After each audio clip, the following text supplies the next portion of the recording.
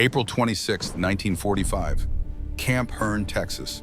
The morning sun hadn't yet burned through the mist hanging over the prisoner of war camp when Friedrich Hoffman walked into the mess hall for breakfast.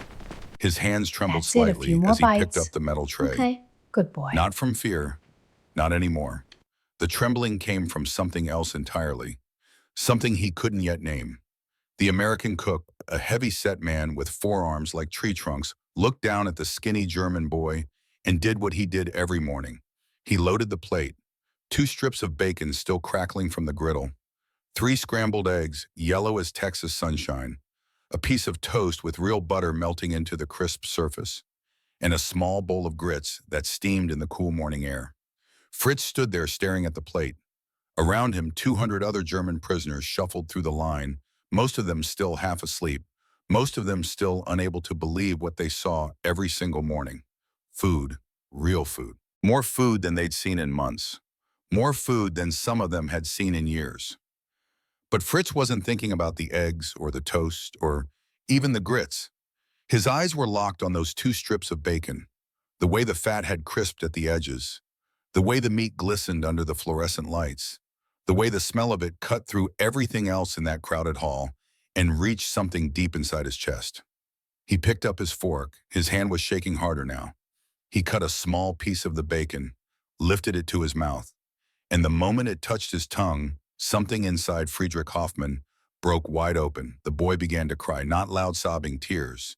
These were quiet tears, the kind that slide down a person's face without permission, the kind that come from somewhere deeper than sadness, deeper than pain. These tears came from the place where truth lives. And the truth that was breaking over Fritz in that moment, standing in a Texas mess hall, with a fork in his hand and bacon on his tongue, was this: everything they told him was a lie. Private Johnson, the guard stationed near the serving line, watched the German kid cry into his breakfast plate. He'd seen it before, not often, but often enough to recognize it. He leaned over to Corporal Williams and said quietly, "That boy just figured something out." Williams nodded. He'd been doing this job for 8 months now. He'd watched hundreds of German prisoners come through Camp Hearn.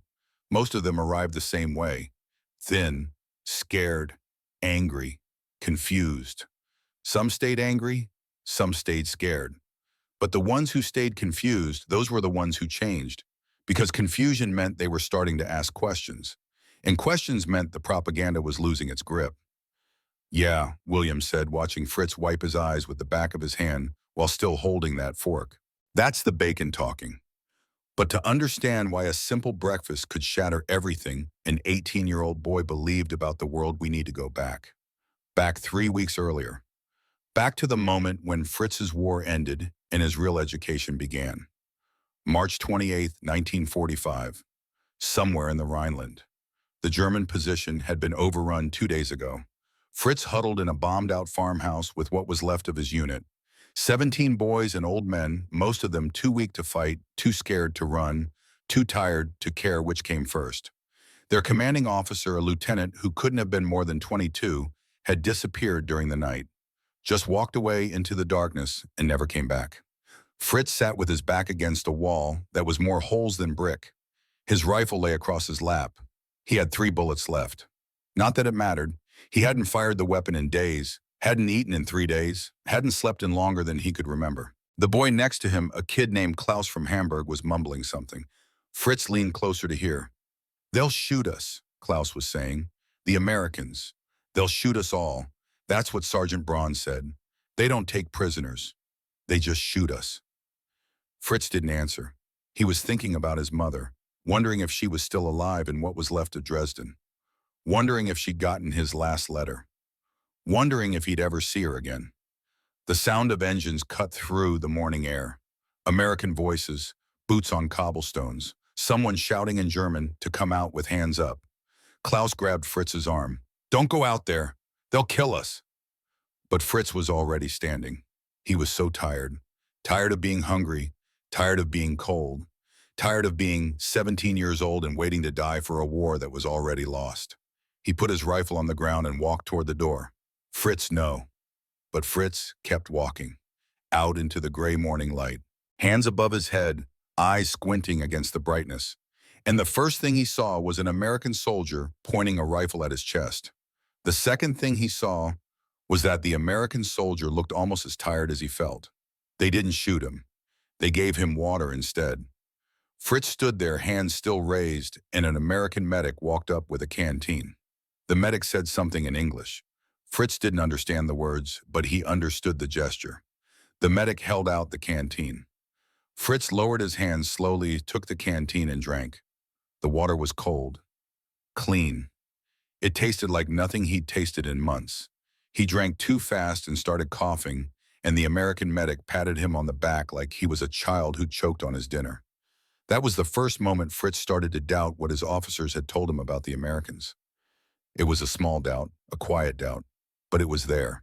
2 weeks later, after processing through a temporary holding camp in France, after a week on a transport ship across an Atlantic that tried its best to kill him with seasickness, after another week on trains moving deeper and deeper into a country he'd been taught to hate, Fritz arrived at Camp Hearn.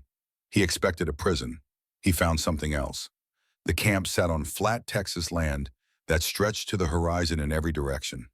Neat rows of wooden barracks, guard towers at each corner, a double fence of barbed wire. Yes, it was a prison, but it was a prison that looked cleaner than any military base Fritz had seen in the last year of the war. The intake process took all day. Medical examination first. That's where he met Dr. Morrison. Daniel Morrison was 35 years old with salt and pepper hair and eyes that had seen too much. He'd served as a medic in the First War back when people still called it the Great War before they realized they'd need to number them. He'd watched his younger brother die of influenza in 1918. The boy had been 17, the same age Fritz had been when they forced a rifle into his hands. Morrison looked at the German kid sitting on the examination table. The boy couldn't have weighed more than 90 pounds. His ribs showed through skin that had a grayish tint. His eyes were hollow but alert, tracking every movement, every sound, like a buck that had been kicked too many times. "What's your name, son?" Morrison asked in careful, slow English. The boy straightened up slightly. "Hoffman, Friedrich Hoffman." "You speak English?" "Yes, sir. My mother, she teach English. Before the war." Morrison nodded. He'd learned not to ask about the mothers. Too many of them were dead. Too many of the ones who weren't dead might as well be buried under rubble in cities that didn't exist anymore. "I need to examine you, Friedrich. Is that all right?" The boy nodded. But when Morrison reached forward to feel the lymph nodes under his jaw, Fritz flinched. Just a little. Just enough for Morrison to see the fear still living in this kid's nervous system. "Easy," Morrison said, the way you'd talk to a spooked horse. "I'm just checking for illness. Nobody's going to hurt you here." The examination revealed what Morrison had already guessed: severe malnutrition, intestinal parasites, mild anemia, exhaustion so deep it had settled into the boy's bones, but nothing that couldn't be fixed with time, food, and medicine. "You're going to be okay," Morrison said, writing notes in the boy's file. "We'll get you cleaned up, fed, and healthy. That's my job. Your job is to let us." Fritz looked at the American doctor for a long moment. Then he asked the question that had been burning in his mind since the moment he surrendered. "Why you not kill us?" Morrison put down his pen. He'd heard this question before, from other prisoners, other boys who'd been taught that Americans were monsters. He gave the same answer he always gave, the only answer that mattered. "Because that's not who we are, son. We're not here to kill boys. We're here to end a war. There's a difference." Fritz didn't know if he believed that yet, but he wanted to. After the medical examination came delousing. Then a shower with actual hot water and actual soap. Then clean clothes. Prisoner of war uniforms marked with the letters PW on the back. But they were clean. They didn't have holes. The shoes they gave him actually fit. By the time Fritz walked into the barracks where he'd sleep, the sun was setting. A sergeant showed him to an empty bunk. Metal frame, thin mattress, wool blanket. But it was more than he'd had in months. It was more than many of his old unit would ever have again. "Chow in 30 minutes, the sergeant said, pointing toward the mess hall. "Don't be late." Fritz sat on the bunk and tried to process what was happening. He was a prisoner. He knew that. But this didn't feel like any prison he'd imagined. The guards didn't beat them. The barracks were heated. The toilets worked. There was soap in the bathroom. A man sat down on the bunk across from him. older, maybe 40, with the hard eyes of someone who'd been a soldier long before they gave rifles to children. "First day," the man asked in German. Fritz nodded. "I'm Werner. Been here 2 months. Let me give you some advice, boy. Don't trust any of this. The food, the beds, the kindness. It's all a trick. They want to break us. Make us forget we're Germans. Make us forget our duty." Fritz looked at Werner. He wanted to ask what duty. Duty to what? To a regime that put him in uniform at 16? To a war that was already lost? To officers who ran away in the night? But he didn't ask any of those questions. He just nodded and said, "Yes, sir." "Good. You'll survive if you remember who you are." 30 minutes later, Fritz walked into the mess hall for his first real meal as a prisoner of war in America. And that's when everything Werner had just told him started to crack. The mess hall was loud. 200 German prisoners, most of them talking, some of them laughing. The sound of silverware on metal trays, the smell of food cooking. Real food. Fritz could smell it from outside the building. Meat, bread, something sweet. He got in line with his tray, moved forward slowly, watched the American cooks pile food onto each prisoner's plate. Piles of food. More food than Fritz had seen at one time since before Dresden burned. When he reached the front of the line, the cook looked down at him. "You're new," the cook said, though Fritz didn't understand the words. But he understood when the cook loaded his plate. Beef stew thick with meat and vegetables, mashed potatoes with butter, carrots and green beans, a slice of white bread, and a glass of milk. Fritz carried his tray to a table and sat down. He stared at the food.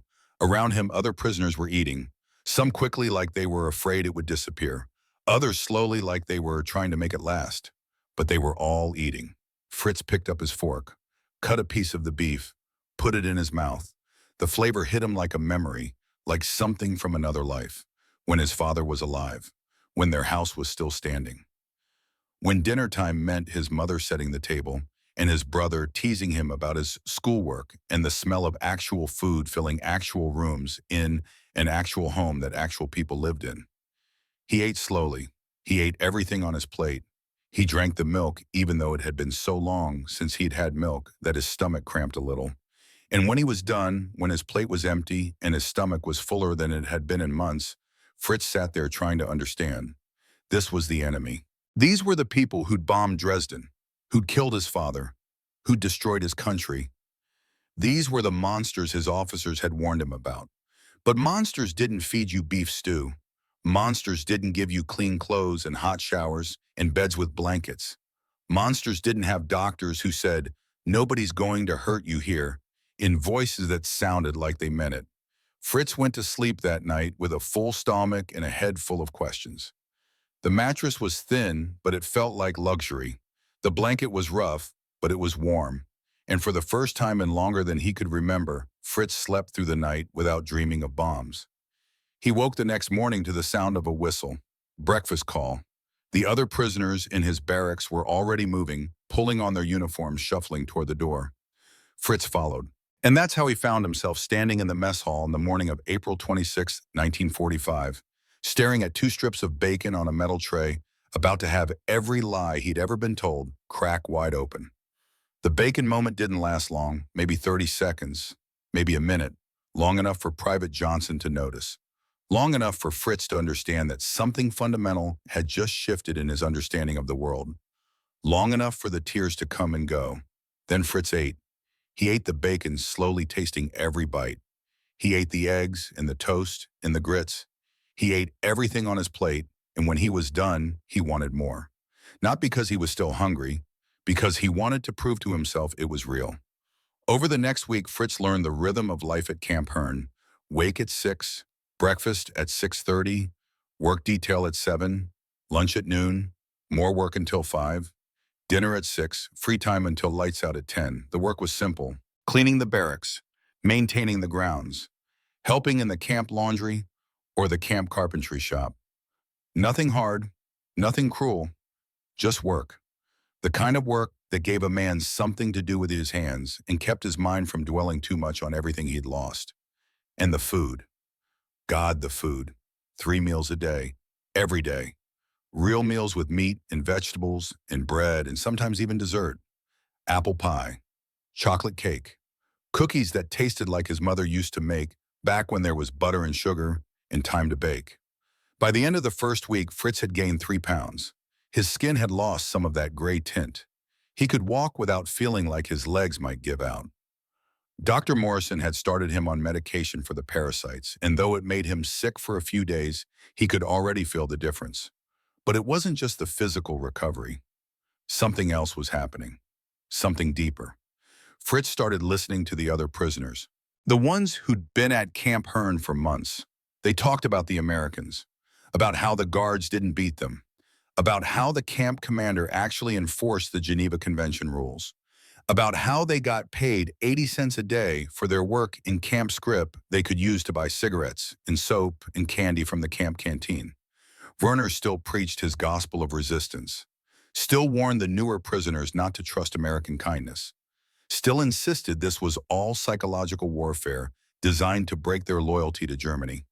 But every day fewer men listened to Werner, because every day the evidence mounted against him. The bacon was real, the beds were real, the medical care was real, the simple human decency was real. On his 8th day at Camp Hearn, Fritz received news that would change everything. Dr. Morrison called him into the medical office. "I've got good news, Friedrich," Morrison said, looking at a chart. "You've gained 5 pounds. Your blood work is improving. And I think you're strong enough now to start on the work program outside the camp." Fritz didn't understand at first. Outside? We've got local farmers who need help. The war took a lot of young men from Texas. The farms still need work. You'd go out with a small crew, work on a farm, come back at night. You'd get paid the same as the other workers. And Morrison smiled slightly. The farmers' wives pack pretty good lunches. They trust us outside the fence. Morrison looked at the skinny German kid sitting across from him. The same kid who'd flinched when Morrison reached to examine him a week ago. The same kid who'd cried over bacon. The same kid who was slowly learning that the world wasn't what his officers had told him it was. "Son, if you wanted to run, you could run. But where would you go? You're in the middle of Texas. You don't know the country. You don't have money.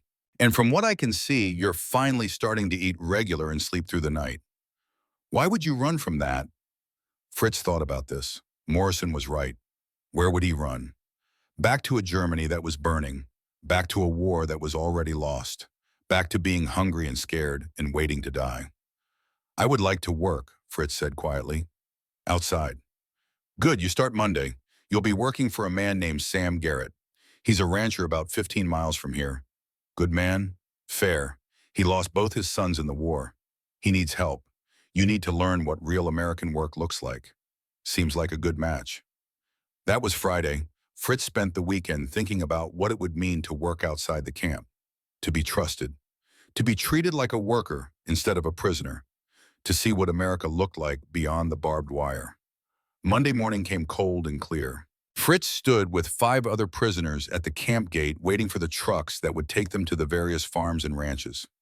When Sam Garrett's truck pulled up, the driver, an older man with sun-weathered skin and a hat that had seen better days, looked at the group and pointed at Fritz. "You Hoffman." "Yes, sir." "I'm Sam Garrett. Get in." Fritz climbed into the passenger seat. The truck smelled like leather and tobacco and something else he couldn't quite name. Dirt, maybe. Honest dirt from honest work. Sam put the truck in gear and they drove out through the gates, out into Texas. For the first 15 minutes, neither of them spoke. Fritz watched the landscape roll past. Flat land, big sky, more space than he'd seen in years. No rubble, no bomb craters, no burned-out buildings, just land and ski and possibility. Finally, Sam broke the silence. "You speak English?" "Yes, sir, a little." "Your English sounds pretty good to me. Where'd you learn?" "My mother. She was teacher. Before the war." Sam nodded. He'd lost his wife to cancer 2 years ago. He knew what it meant to talk about people in the past tense. He knew what it meant to carry that weight. "You know anything about ranch work?" "No, sir. I am from city, Dresden." Sam glanced over at the kid. He'd read about Dresden in the papers. about the firebombing, about the thousands who died. This boy sitting in his truck had survived that, had survived the war, had survived whatever hell brought him to Texas. Well, Sam said, I guess we'll teach you. They drove another 5 minutes in silence. Then Sam's ranch appeared on the horizon, a simple house, a barn, corrals, fences that needed mending, land that needed working. And when they pulled up to the barn, Fritz saw something that made his breath catch. A horse, a beautiful brown horse with a white star on its forehead. That's Ranger, Sam said, watching Fritz's face. My son's horse, used to be anyway. James raised him from a colt. Now nobody rides him. Maybe that'll change. But Sam didn't explain what he meant.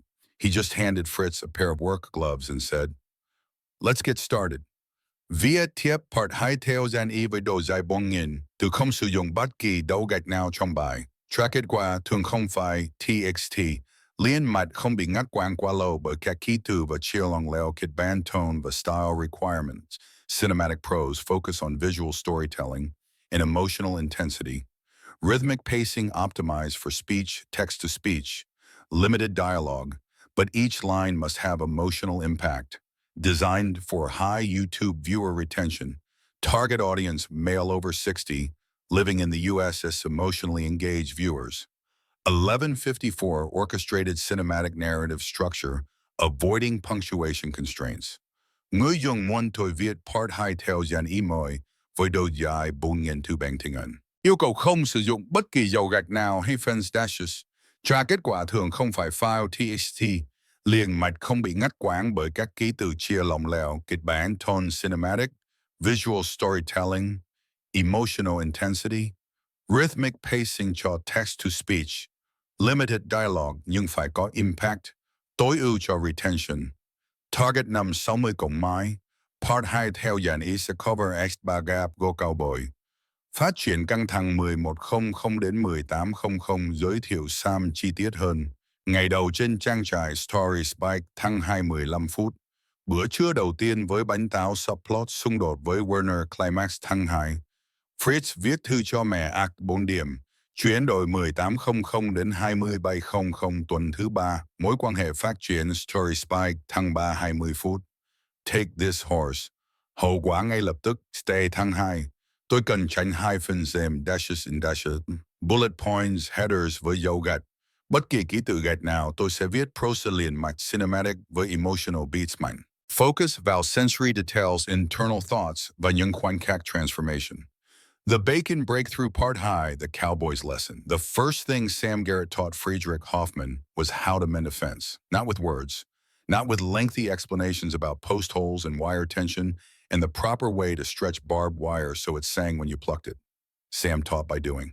He handed Fritz a pair of wire cutters and a hammer and walked him out to the eastern pasture where a section of fence had come down in the spring storms. The work was simple, hard but simple. Pull out the old posts, dig new holes, set new posts, string new wire. The kind of work that made your hands hurt and your back ache and your mind go quiet in a way that felt almost like peace. Fritz worked in silence. He'd learned in the German army that when you didn't know what you were doing, the best thing was to watch and copy. So he watched Sam. The way the older man set his weight when driving a post. The way he wrapped the wire around his gloved hand to get leverage. The way he checked each connection twice before moving on. They worked through the morning like that. Two men, one old enough to be the other's father, one young enough to be the other's lost son. Neither of them talking much. Both of them understanding that some things don't need words. Around 11:30, Sam straightened up and looked at the sun. That's enough for now. Let's get some lunch. They walked back to the house. Sam's boots made solid sounds on the hard-packed dirt. Fritz's were quieter. Everything about Fritz was quieter, like he was still learning how to take up space in the world again. The house sat on a small rise facing east to catch the morning light. It was a simple ranch house. Wood siding painted white, though the paint was peeling in places. A covered porch with 2 rocking chairs. Windows with actual glass, not boards or paper. It looked lived in, loved, a little worn down by time and weather, but still standing. Sam held the screen door open.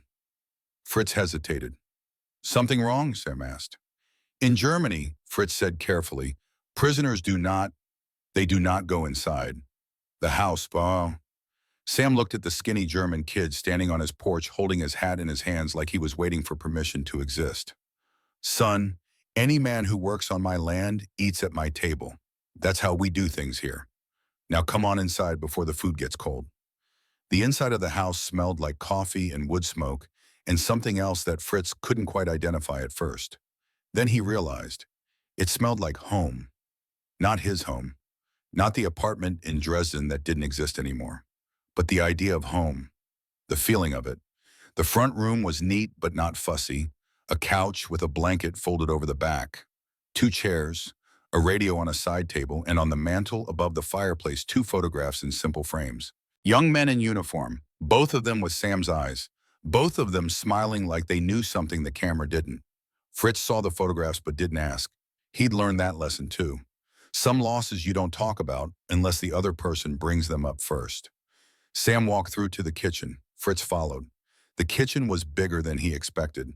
A wood stove, a table that could seat 6 but was set for 2, windows over the sink that looked out onto the barn and the corrals beyond. On the table, someone had laid out lunch. 2 thick sandwiches, roast beef with mustard on bread that looked homemade, a bowl of potato chips, 2 glasses of what looked like lemonade, and on a small plate between the 2 place settings, 2 slices of pie, apple pie. The smell of it hit Fritz like a memory, cinnamon and butter and cooked apples and something sweet that reminded him of every good thing he'd lost. Mrs. Henderson from down the road brings me food twice a week, Sam said, sitting down at the table. She's got the idea I can't feed myself. I don't argue with her. Woman makes a pile like that, you don't argue.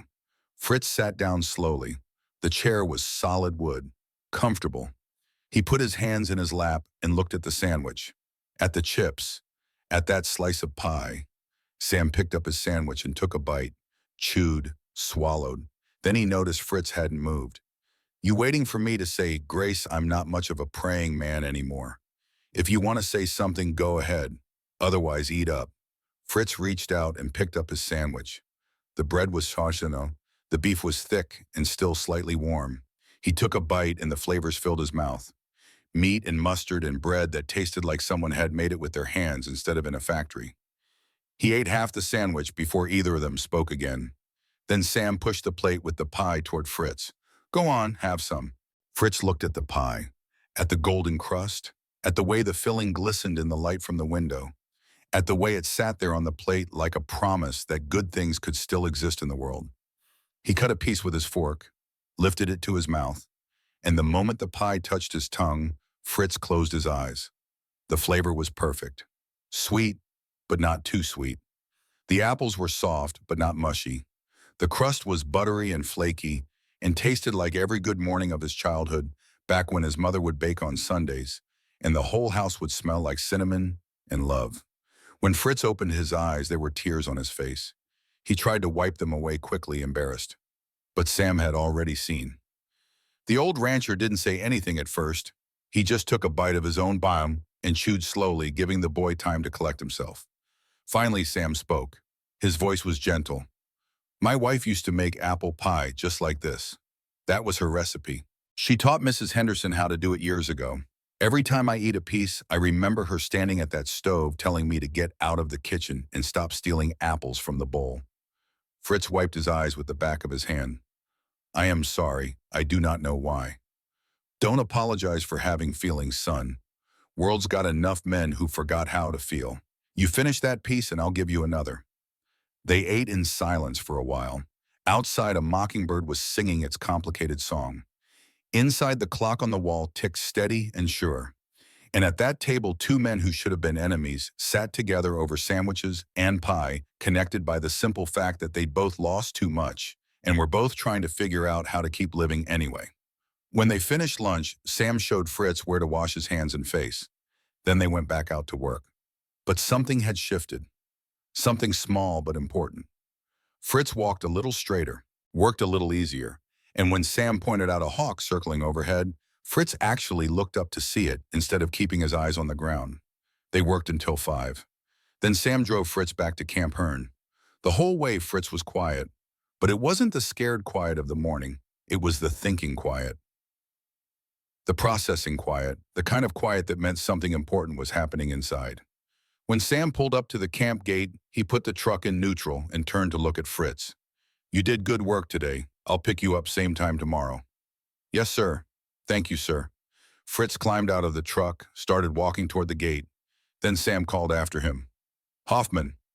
Fritz turned around. "That pie make you cry because it reminded you of home?" Fritz stood there for a moment. Then he nodded. Sam nodded back.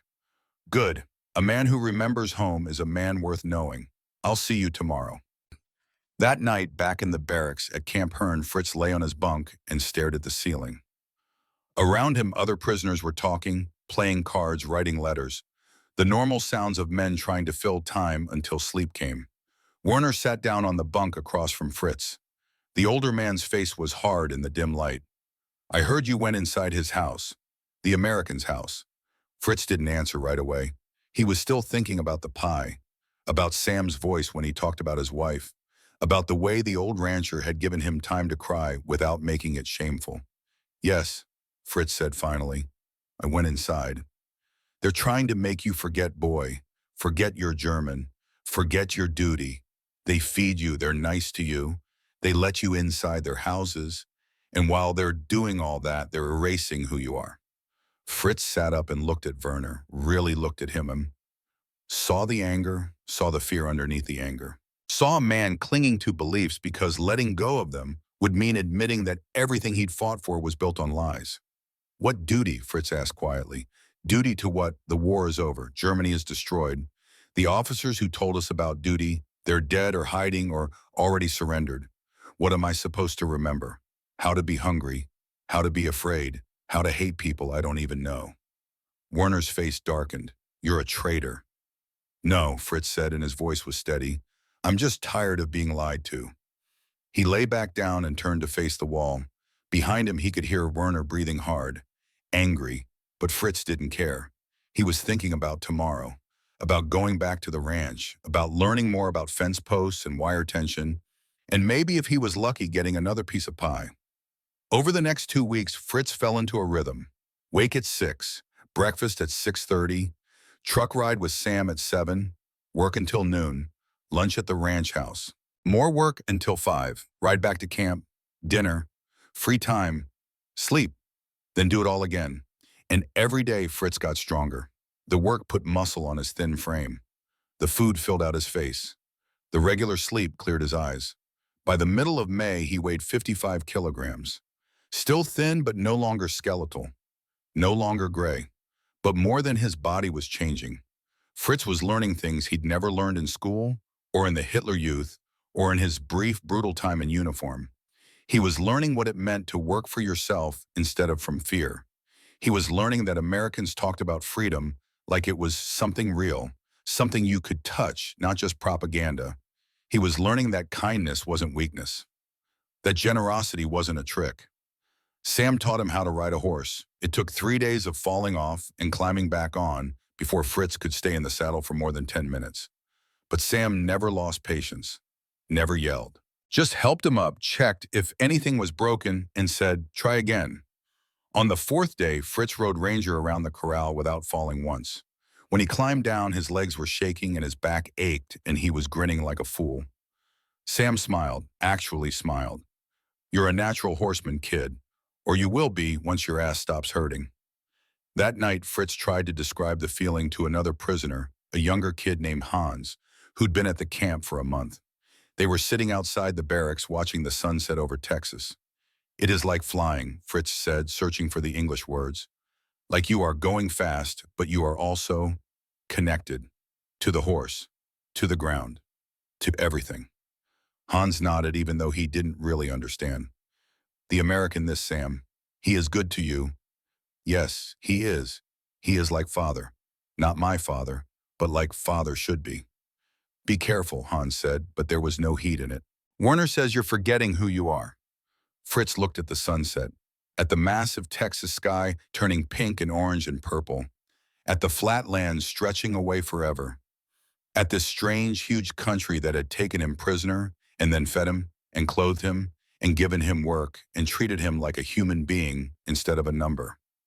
Maybe I am not forgetting, Fritz said quietly.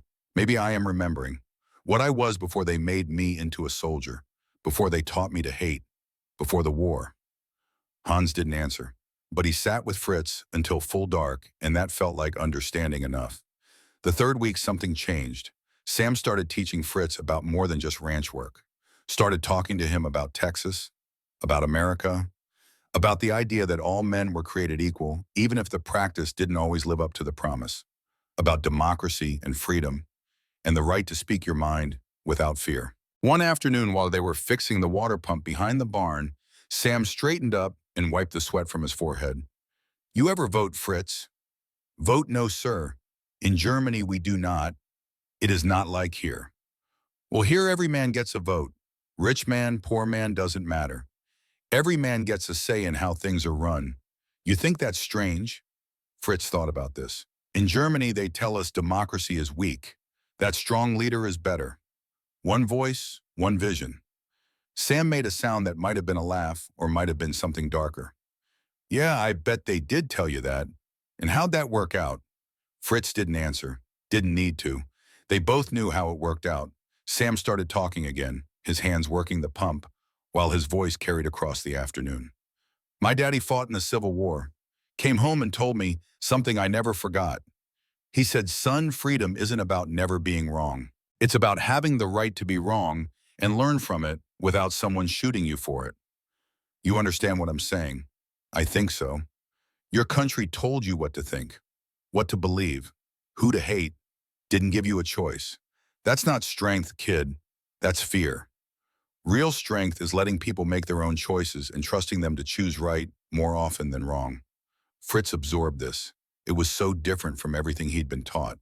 So different from the uniforms and the flags and the speeches about destiny and blood and soil. You think I choose right? Fritz asked. Coming here, working for you, learning American way. Sam looked at him, really looked at him. And when he spoke, his voice was gentle. I think you're doing exactly what a smart young man should do. You're learning, you're working, you're healing. There's no shame in that, son. No shame at all. That Saturday at the end of the third week, Sam asked Fritz to stay a little later than usual. When the work was done and they'd cleaned up, Sam walked Fritz out to the corral where Ranger stood in the evening light. The horse was beautiful, brown coat shining, eyes bright and intelligent. He nickered softly when Sam approached, and Sam reached out to stroke the long nose. This was James' horse, Sam said, and it was the first time he'd spoken to his son's name out loud to Fritz. My oldest boy. He raised Ranger from a colt. Spent every spare minute with this animal, teaching him, training him, loving him. Fritz stood quiet. He could hear the weight in Sam's voice, the grief that sat just under the words like a stone in water. James shipped out in '43, went to Europe, never came home, died on a beach in France on a morning just like this one, probably thinking about his horse, about Texas, about getting home to ride again. Sam's hand rested on Ranger's neck. The horse stood still, patient like he understood. Since James died, I haven't been able to ride Ranger. Can't even look at him most days without feeling like somebody reached into my chest and squeezed. But that's not fair to the horse. Animal needs exercise, needs attention, needs someone who cares. Sam turned to look at Fritz. I've been watching you these past 3 weeks, watching how you work, how you treat the animals, how you're careful with things that aren't yours, how you listen more than you talk. And I think James would have liked you. I think he would have wanted someone like you to take care of his horse. Fritz felt something tight in his throat. Mr. Sam, I am just prisoner. I cannot. You're more than that. You're a good kid who got thrown into a war you didn't start. And I'm an old man who needs help. So here's what I'm asking. I want you to take care of Ranger. Ride him. Exercise him. Make sure he remembers what it's like to run. Can you do that? Fritz looked at the horse. At Sam. At this impossible moment where an American rancher who'd lost his son was offering to trust a German prisoner with the animal his son had loved most in the world. Yes, sir. I will take care of him. I promise. Good, Sam said. His voice was rough. That's good. Then Sam did something Fritz didn't expect. He put his hand on Fritz's shoulder. squeezed once. And in that simple gesture, Fritz felt something break open inside him. All the grief he'd been carrying, all the loss, all the confusion and pain and fear, it came pouring out. Fritz dropped to his knees right there in the dirt and wept. He wept for his father who died in an air raid, for his brother who disappeared in Russia, for his girlfriend Elise who burned in Dresden, for his mother living in ruins, for all the boys he'd watched die for nothing, for the childhood that ended the day they put a rifle in his hands, for everything the war had taken and could never give back. And Sam stood there with his hand on the boy's shoulder and let him cry. Didn't tell him to be strong, didn't tell him men don't cry, just stood there solid and steady, like the old oak fence posts he'd been teaching Fritz to set and let the grief run its course. When Fritz finally stopped, when the waves turned to hiccups and then to silence, Sam handed him a handkerchief. Feel better. Fritz wiped his face, nodded. Good. Cowboys don't cry where people can see them. But out here, just you and me and the horse, cry all you need to. Lord knows this world's given you reason enough.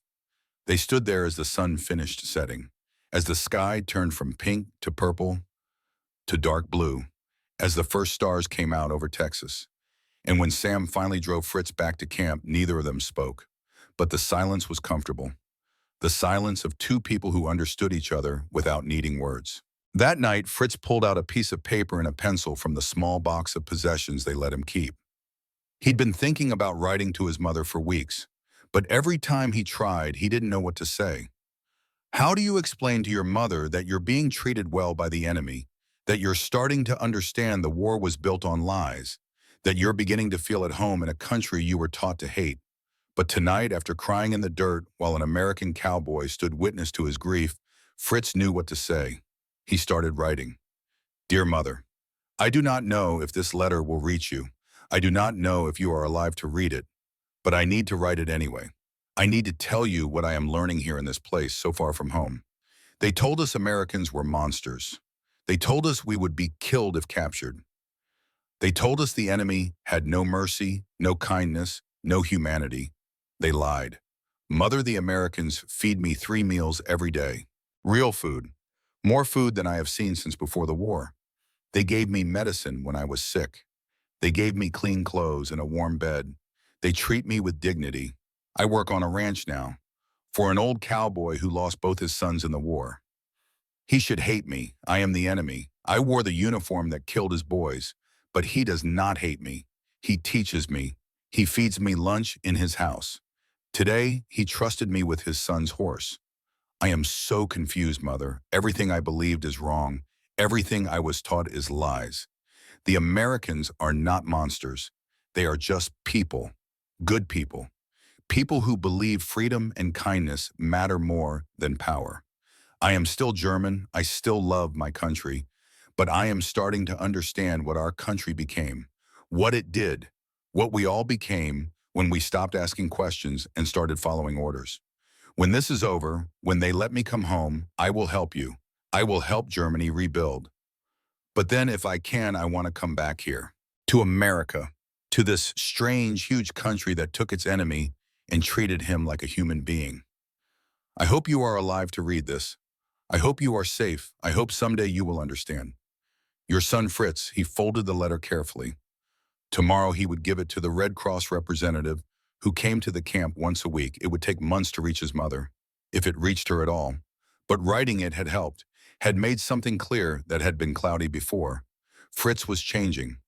The scared, broken boy who arrived at Camp Hearn 6 weeks ago was becoming someone else, someone stronger, someone who asked questions instead of just accepting answers, someone who knew the difference between loyalty and blindness. Outside, the Texas night was full of sounds, crickets and night birds and the distant howl of a coyote. Inside, the barracks men slept or talked or played quiet games of cards. And Fritz lay on his bunk with his hands behind his head, thinking about tomorrow. About Ranger, about riding across Sam's land with the wind in his face and the sun on his back, and the feeling of being trusted with something precious. For the first time since the war started, Fritz felt something he had almost forgotten existed.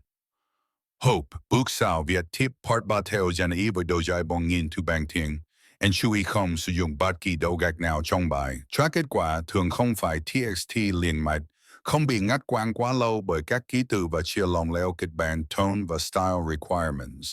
Cinematic prose focus on visual storytelling and emotional intensity.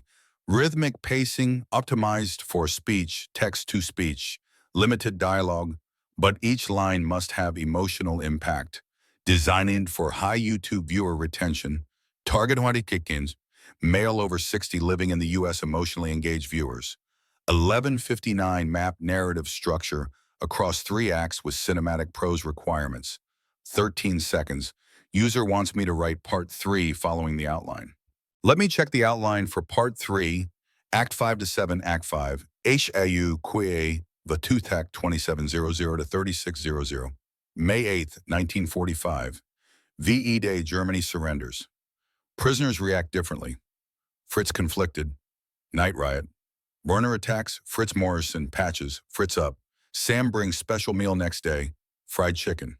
Coca-Cola. Fritz writes second letter to mother about decision. Acket 6 K.Et Quaye, Daihan 3600 to 4200. Summer 1945. New life. Fritz learns to drive about democracy. First baseball game. September 1945. Letter from mother arrives. Mother tells him Elise died pregnant. November 1945. Sam's proposal adoption papers. 100 acres watch. Fritz says he must return to mother first. Sam says the offer has no expiration. Act 7 E and Guillet and Ket Noam 4200 to 4500. March 1946. Repatriation. Goodbye with Morrison and Sam. Sam gives him the watch to repair. 1946 to 1951. Montage. 1951. Fritz returns to Texas. Reunion with Sam. Watch repaired asterisk. Epilogue 1975. 1985 asterisk. Final scene with the watch. I need to write this in 4,000 words. Cinematic prose, no dashes, optimized for TTS for male 60+ American audience. The Bacon Breakthrough Part 3. The Promise Kept, May 8th, 1945. The news came over the radio in the camp's recreation hall just after breakfast. Germany had surrendered. Unconditional surrender. The war in Europe was over. For a moment, this room went completely silent. 200 German prisoners stood frozen, listening to the American announcer's voice crackling through the speaker, describing celebrations in London and Paris and New York, describing the end of the Third Reich, describing the absolute and total defeat of everything they'd been told was invincible. Then the room erupted. Some men cheered, actually cheered. They were the ones who'd been in the camp long enough to understand that the war ending meant they might actually survive, might actually go home, might actually have a future that didn't involve dying in a ditch somewhere for a cause that was already lost. Others wept, quietly turning away so no one would see. These were the men who still believed, who still carried the propaganda like a weight in their chests. For them, this wasn't liberation. It was defeat, final, absolute, the end of everything they thought they knew. And some, like Fritz, just stood there, feeling everything and nothing all at once. Relief that the killing had stopped, grief for what was lost, fear for what came next, hope that maybe, just maybe, the world could start healing. Werner's reaction was different from all of them. The older man's face went dark red, his fists clenched at his sides. And when one of the younger prisoners let out a whoop of celebration, Werner turned on him like a snake. You celebrate our defeat." The room went quiet again. Different kind of quiet, dangerous quiet. "The war is over," the young prisoner said. His name was Otto. He was 19. "We're alive. That's worth celebrating." "Traitor," Werner hissed. "All of you. Traitors who forgot what you are." He looked around the room, his eyes landing on different men. Men who'd been at Camp Hearn long enough to gain weight, to smile, to talk about the Americans without hatred. And when his eyes found Fritz, they stopped. Especially you, Hoffman, working for that American, eating at his table, riding his dead son's horse. You've forgotten you're German. Fritz met Werner's gaze. Something had changed in him over the past month. The scared, broken boy who'd arrived at this camp would have looked away, would have stayed quiet. But that boy was gone.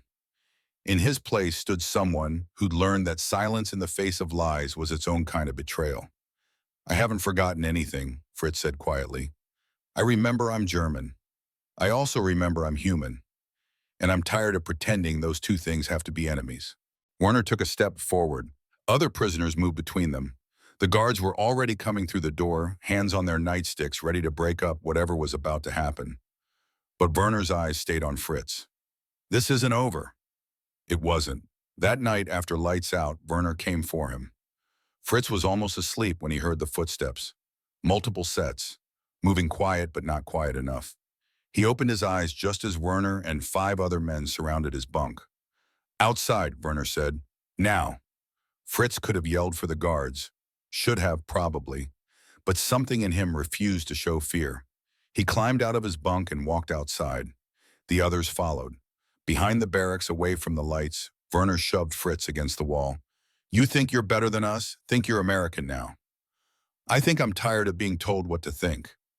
The first punch caught Fritz in the stomach, drove the air out of his lungs. He doubled over and someone kicked his legs out from under him. He went down hard, hands and knees in the dirt. Another kick. To the ribs this time. Fritz tried to cover up, but there were too many of them. A boot to his back, a fist to his face, the taste of blood in his mouth. Through it all, Werner kept talking. You betrayed everything. Germany, the Führer. Your duty. You chose them over us. Fritz spit blood into the dirt, looked up at Werner, and even with his face swelling and his ribs screaming, he smiled. There is no more Führer. There is no more duty. There's just us, just men, and I chose to stop hating. If that makes me a traitor, then I'm a traitor. Werner pulled his foot back for another kick. But the lights came on, guards pouring out of the buildings, whistles blowing. The men scattered, all except Werner, who stood over Fritz with murder in his eyes.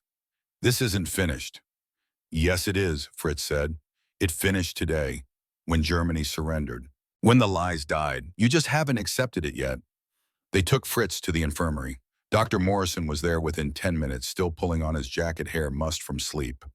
He took one look at Fritz's face and let out a long breath. Let me guess, Werner.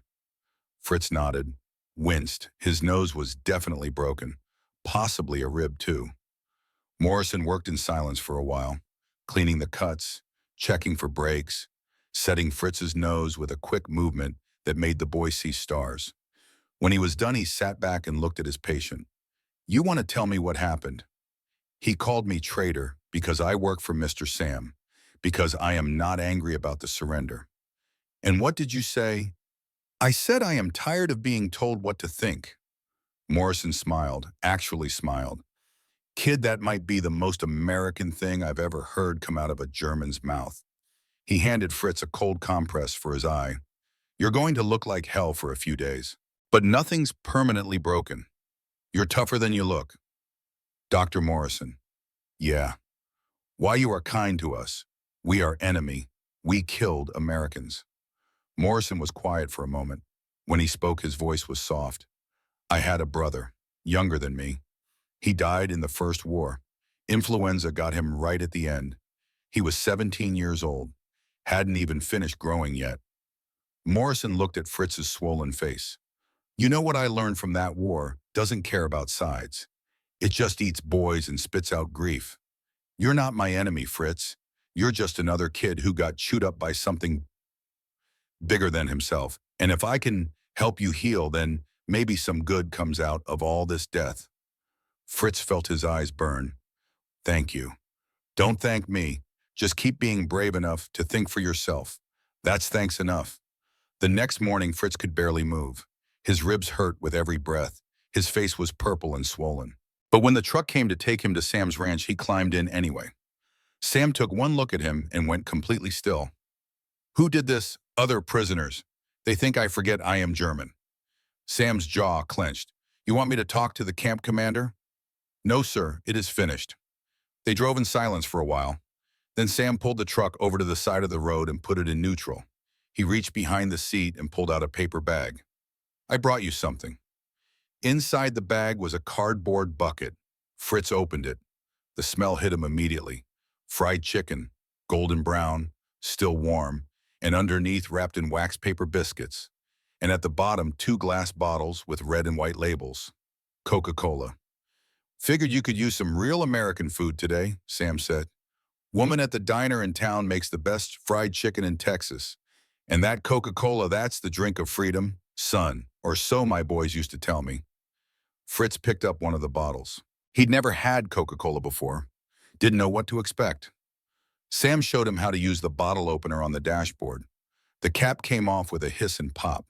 Fritz lifted the bottle to his lips. The first sip was a shock. Sweet, bubbly, cold. Unlike anything he'd ever tasted. The carbonation tickled his nose. The sugar hit his tongue like a small explosion of joy. He must have made a face because Sam laughed. Actually laughed. Takes some getting used to, doesn't it? Fritz took another sip. Slower this time. And this time he could appreciate it. The complexity underneath the sweetness. The way it made his whole mouth feel alive. It is good, Fritz said. Strange, but good. That's America in a bottle, kid. Strange, but good. They sat there on the side of the road eating fried chicken and drinking Coca-Cola while the Texas morning grew warm around them. And for the first time since the beating, Fritz felt himself relax. Felt the tension drain out of his shoulders. Felt safe. Mr. Sam, yeah, thank you for this, for everything. Sam nodded, took another bite of chicken. A man stands up for what he believes in, he's going to take some hits. Question is, does he stay standing? You stayed standing, Fritz.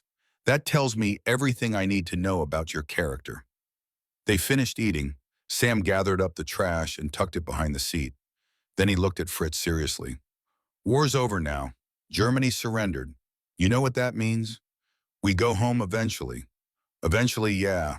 Might be months, might be a year. But yeah, you'll go home. Sam paused. Question is, what are you going to do when you get there? Fritz looked out the window at the flat Texas landscape, at the big skate and in this country that had taken him prisoner and then taught him what freedom actually meant. I will help my mother, help rebuild. But then, he turned to look at Sam. Then I want to come back, here, to America. Sam's face didn't change, but something shifted in his eyes. Something that looked like hope. That's so, yes sir, if that is possible. It's possible. Difficult but possible. We'll figure it out when the time comes. They drove the rest of the way to the ranch. And for the next few hours, Fritz worked through the pain in his ribs feeding cattle and fixing fence because the work made him feel like he was building something instead of just surviving.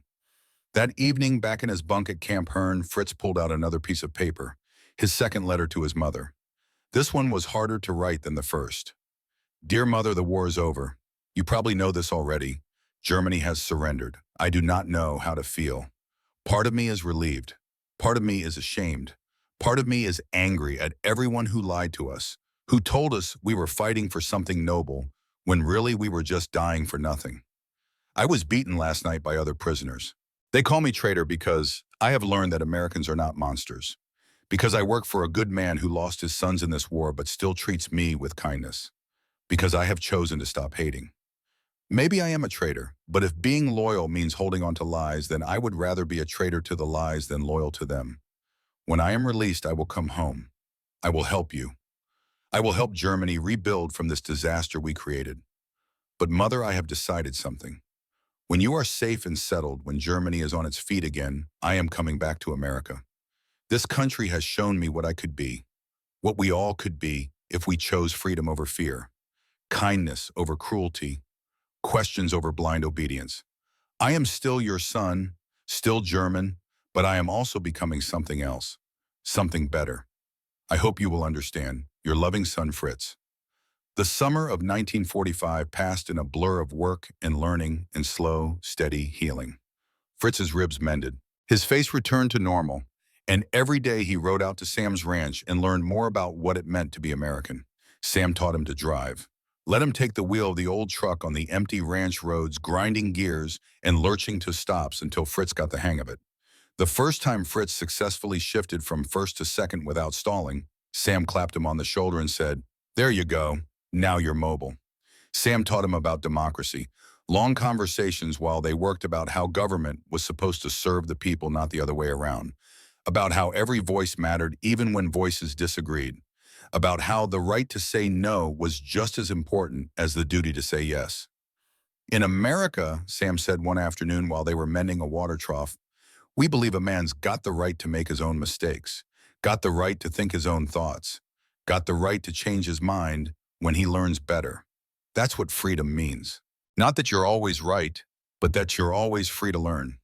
Fritz absorbed these lessons like rain on dry ground. Every conversation, every story, every glimpse into how Americans thought about the world. It was so different from what he'd been taught, so different from the rigid hierarchies and unquestioning obedience of the world he came from.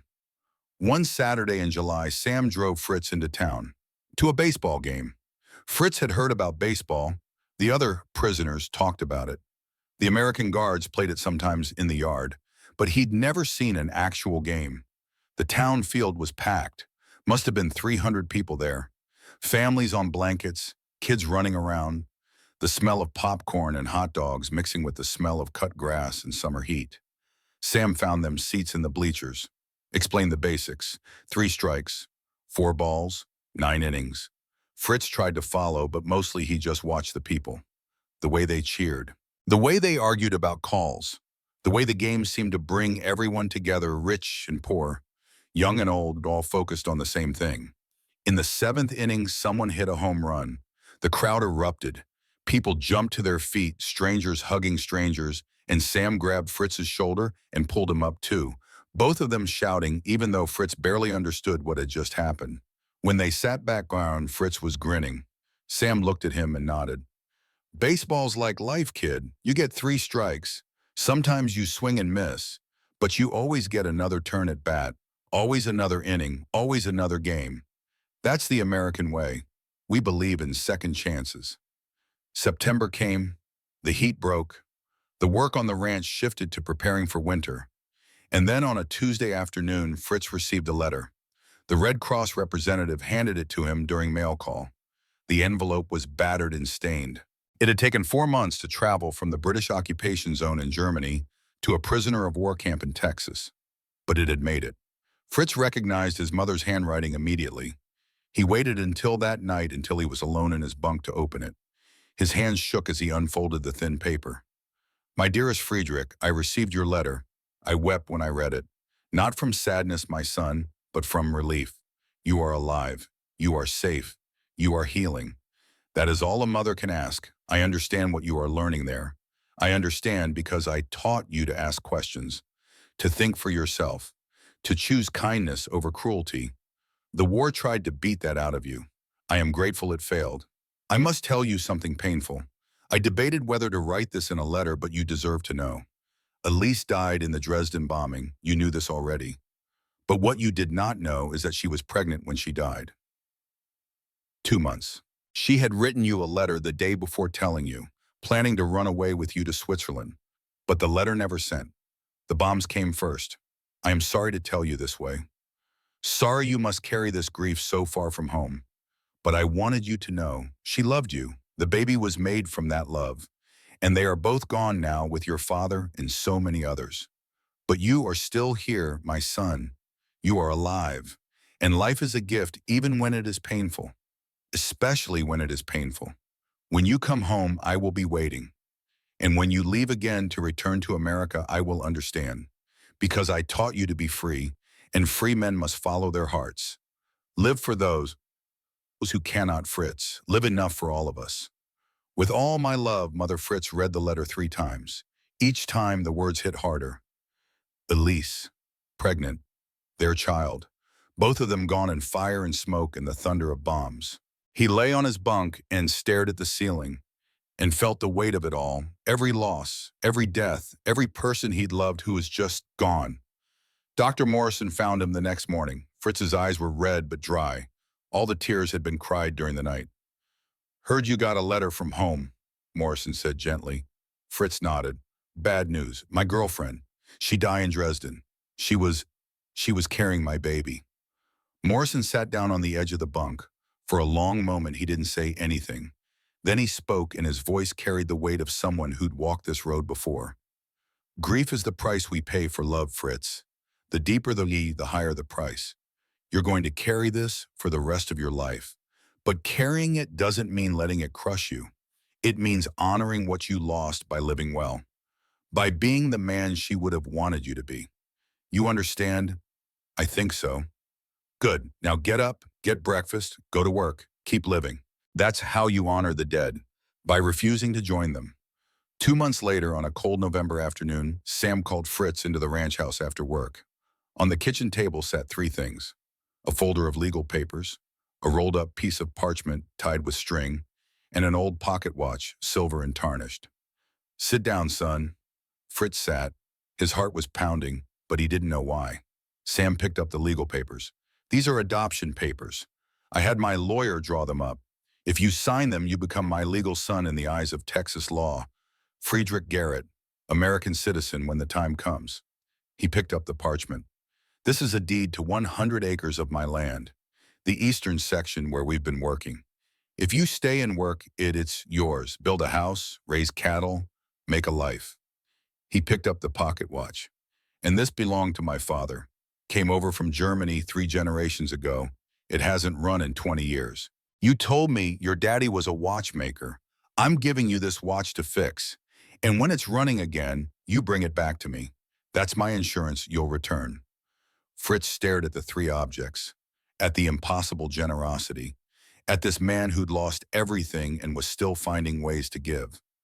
"Mr. Sam, I must go back. My mother?" "I know, son. And that's exactly why I know you're the right man for this. A man who honors his mother will honor his word. These papers don't have an expiration date. You go home. Help your mama. Help Germany rebuild. But when you're ready, when the time is right, you come back. This land will be waiting, and so will I."